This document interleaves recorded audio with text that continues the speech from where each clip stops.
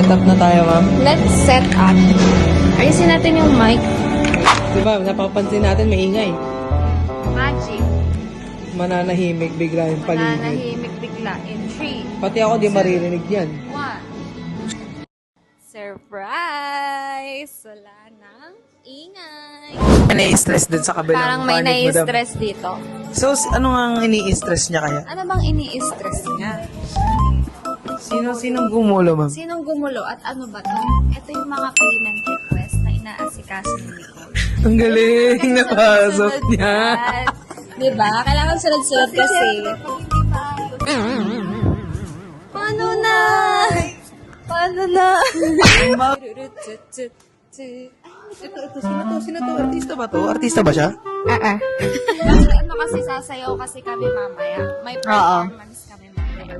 2, 3, go, help, go, mo. Ay, wellness. Wala kayong wellness sa school niyo dati? Wala. Ano bang magkakaroon ngayon, madam? After? Meron tayong birthday celebration ng mga nag-birthday ng January. And meron tayong ML tournament. Kasi magla-lunch na. So, nagpe-prepare na si Ate Roca ng kakainin natin.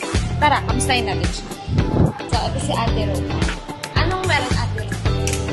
Ano po ito? Paano po sa birthday celebration? Yes, of January. Our best chef. Best chef namin to si Ate Roca. Sa? Recommended. Sa Upturn. Saan ba? Sa Upturn. Sa Old Office. Dito. Transition. 1, 2, 3. Boom. So, nasa na tayo? Nasa business development team tayo. So nga pala itong papakilala natin. Ipapakalala ko sa inyo yung social media manager na business development team, si Ma'am Charity Cabisuela. So, saan ang ginagawa mo ngayon? Kaya na yung nag-aalala ko na memo na ginaba ng JR. Siyempre, kanina binibiro-biro natin yung partner natin na si Ate Mimi. Ngayon, kakamustahin natin siya kung ano ba yung pinagkakaabalahan niya ngayon. Kasi, kung naalala niyo, di ba kahapon ang ginawa niya is, nag-ano siya ng engagement letter na about sa annual audited financial statement since paparating na natin yung season ng audit.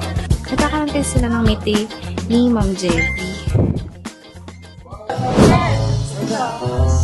So, sino nga ba sila? Sino nga? So, papakilala ko sa inyo yung intern sa business development team. Una si Jason Ramos. Si Morris naman, Jason Tabiolo. Siya yung videographer namin. Aside kay Dibs. Yes!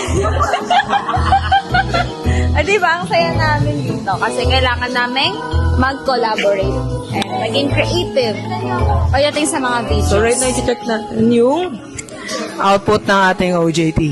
Check me, Dibs, which is tayong video production. Ganda na kita mo? Yeah! Ang ganda guys, approve. Cross. Magaling tong team na to. Regular. Bitaw, may bitaw. May bitaw. Isa lang pa ulit. 1, 2, 3. Boom!